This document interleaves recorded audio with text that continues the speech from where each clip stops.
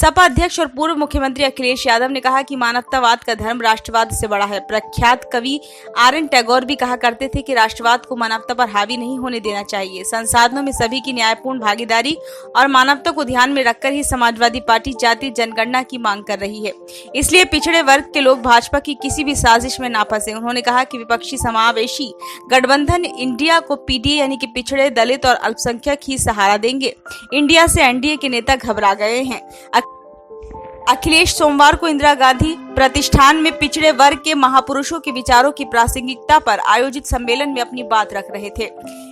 इसमें मुख्य रूप से मौर्य, कुशवाहा, शाक्य और सैनी समाज के लोग शामिल थे। इस अवसर पर पूर्व मुख्यमंत्री ने कहा कि हमें ये पहचानना होगा कि वे कौन सी ताकतें हैं जो संविधान में मिले हमारे अधिकार छीनना चाहती हैं।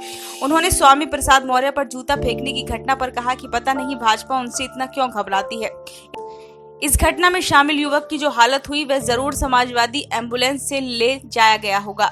अखिलेश ने कहा कि भाजपा की साजिश को समझने की जरूरत है। स्वामी प्रसाद मौर्य पर जूता फेंकने वाला युवक सैनी समाज का था। इसी तरह से घोसी में स्याही फेंकने में भाजपा के लोगों ने यादव समाज के युवक का इस्तेमाल किया।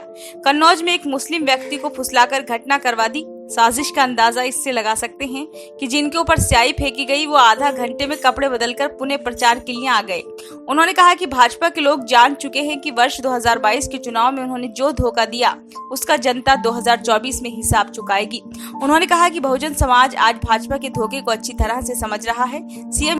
सीएम योगी आदित्यनाथ ने विधानसभा में कहा था कि 46 में 56 एसडीएम जाति विशेष के थे। हमने सूची मांगी पर दूसरा सत्र बीत जाने के बाद भी नहीं मिली। उन्होंने कहा कि पिछड़े वर्ग के साथ हजारों साल से साजिश हो रही है। हम अगड़े थे पर पिछड़ा कहा गया। अखिलेश ने कहा कि भाजपा ने अपना एक भी चुनाव वादा पूरा नहीं किया। न किसानों की आय दोगुनी हुई, न ही गन्ना किसानों को भुगतान हुआ। ये सोचने की बात है कि महंगाई के कारण होने वाला मुनाफा किसकी जेब में जा रहा है। ये वही लोग हैं जो सरकारी संपत्ति खरीद रहे हैं। जब संपत्तियां उनके हाथ में चली जाएंगी तो आरक्षण का लाभ भी हमें नहीं मिलेगा। इसलिए सामाजिक न्याय का रास्ता नहीं छोड़ना है जो जातिगत जनगणना से ही मिलेगा। जिनकी आबादी पर्याप्त नहीं है वही जातिगत जनगणना का विरोध कर रहे हैं। भारत इकलौता देश है जहां जाति के नाम पर भेदभाव होता है। सत्ता मिलने पर न सिर्फ जातीय जनगणना कराएंगे बल्कि सत्ता की भागीदारी में मौर्य, कुशवाहा, शाक्य और सैनी समाज को पीछे नहीं रखेंगे। उन्होंने नोटबंदी को देश का सबसे बड़ा भ्रष्टाचार बताया। कहा कि अपने लोगों को फायदा पहुंचाने के लिए ये फैसले लिए गए। अखिलेश ने कहा कि भाजपा में जो पिछड़े वर्ग के लोग हैं वो नेता नहीं है, सिर्फ नौकरी कर रहे हैं। बिना नाम लिए केशव प्रसाद मौर्य पर निशाना साधते हुए कहा कि इतने साल की सेवा के बाद भी उनका पद नहीं बढ़ रहा है। इसी तरह से सुभाषपा के ओम प्रकाश राजभर पर कहा कि उन्हें तो अब स्टूल भी नसीब नहीं हो रहा है। लोकसभा चुनाव का परिणाम आएगा तो पता नहीं भाजपा उनका क्या हाल करेगी।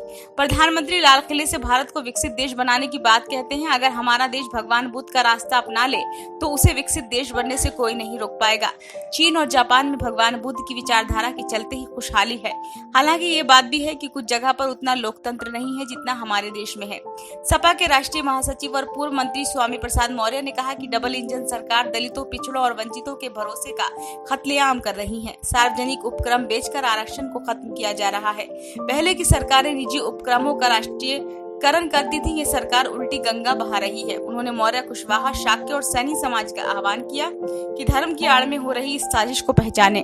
मौर्य ने इंदिरा गांधी प्रतिष्ठान में आयोजित कार्यक्रम में कहा कि आज सत्ता में बैठे लोग हमारा धन, धरती, शिक्षा और रोजगार का अधिकार छीन रहे हैं। भर्तियों में आरक्षण खत्म किया जा रहा है। भीमराव अंबेडकर विश्वविद्यालय की पीएचडी करने वाली की सूची से ओबीसी कोटा गायब है। एससी और एसटी के साथ अन्य नौकरियों में भी यही किया गया है। उन्होंने कहा कि भाजपा के फैलाए मकड़जाल में हमारे कुछ साथी भी फंस जाते हैं जो कि उचित नहीं है। उन्होंने कहा कि आजादी के 76 साल बाद भी वो कौन सी ताकतें हैं जो दलित और आदिवासी राष्ट्रपति तक को मंदिर में जाने से रोक देती हैं।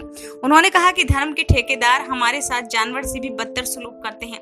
उन्होंने पिछड़े समाज का आह्वान किया कि अगर आरक्षण बचाना है तो वर्ष 2024 के लोकसभा चुनाव में भाजपा को सत्ता से हटाना होगा। उन्होंने कहा कि भाजपा सरकार विपक्षी नेताओं के खिलाफ ईडी और सीबीआई लगा रही है ताकि वे ताल ठोककर जनता के बीच जाने से बचें। लोकतंत्र को कुचला जा रहा है। अखिलेश यादव के प्रयासों से इंडिया खड़ा हो गया है। इससे भाजपा को पसीना आ रहा है और वे हमारी आवाज दबाने का दुस्साहस कर रही है। उन्होंने कहा कि आज पिछड़ी जातियों की संख्या 70% पर पहुंच रही है। इसलिए ही जातीय जनगणना नहीं कराई जा रही है क्योंकि हक देना पड़ेगा। सपा विधायक राम अवतार सैनी ने कहा कि मौर्य, कुशवाहा और सैनी समाज की आबादी 14% है, लेकिन इसके बावजूद समाज राजनीति में पिछड़ा है। हमें उम्मीद है कि सरकार बनने पर समाजवादी पार्टी उन्हें उचित प्रतिनिधित्व देगी। इस अवसर पर विधायक उषा मौर्य, बलराम मौर्य, राम अवतार सैनी, आरपी कुशवाहा, नीरज मौर्य, आरएस कुशवाहा आदि ने विचार रखे। Bureau report, save India.